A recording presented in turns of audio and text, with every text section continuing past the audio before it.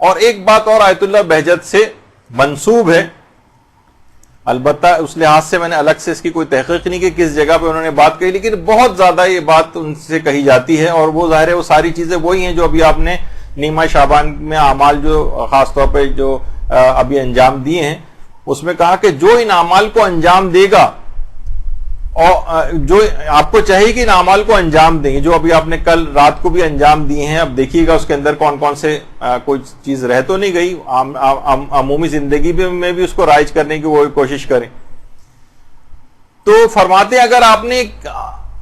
شب نیمہ شعبان میں یا شعبان کی 15 کو یہ اعمال انجام نہیں دیے تو قیامت کا دن آپ کے لیے حسرت کا دن بن جائے گا، حسرت کا، یعنی وہاں جا کر افسوس کریں کاش، ہاں دوسری ایک اور چیز کی یہ خود انجام نہ دیے اور دوسرے لوگوں کو اس کی ترغیب نہ دی، ترغیب بھی دینی ہے، خود بھی انجام دینے۔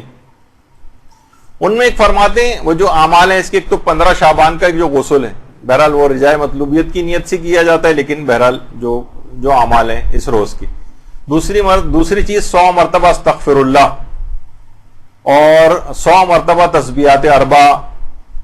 اور زیارت امام حسین پڑھیں، خواہ مختصر ترینی کیوں نہ ہو، السلام علیکہ یا ابا عبداللہ الحسینی اگر پڑھی جائے۔ اس کے علاوہ یہ کہ نماز جعفر طیار، اور اس کے علاوہ دعائے کمیل، اور ظہور امام زمانہ علیہ السلام کے لیے سلامتی کے لیے صدقہ دینا، امام زمانہ کے لیے ان کی سلامتی کے لیے صدقہ دینا، یہ لوگوں کو بھی اس کی ترغیب دلانی چاہیے، لوگوں کو زیادہ سے زیادہ ترغیب دلانی چاہیے۔ اور آیت اللہ امینی ایک بات اور فرماتے تھے کہ امام زمانہ کے لیے صدقہ خاص طور پر 15 شعبان کو بھی دیں، اور اس کے علاوہ شب عاشور بھی اور روز عاشور بھی امام زمانہ کے لیے خاص طور پر صدقہ دینا چاہیے، کہ اس رات کو اور اس دن امام زمانہ کا دل بہت زیادہ غمگین ہوتا، ان کے لیے خاص طور پر اس وقت صدقہ نکالنا چاہیے۔ اور آیت اللہ بہجت اور کہتے تھے کہ جو سب سے بڑی مصیبت ہے، یہ 2 چیزوں سے مصیبت دور ہو سکتی ہے آج کی، ایک تو سورہ مومنون کی تلاوت سے، اور امام زمانہ علیہ السلام کے لیے صدقہ دینے سے۔ ہم جن مصیبتوں کے اندر گرفتار ہیں، تو زیادہ سے زیادہ اس لحاظ سے صدقہ دینا۔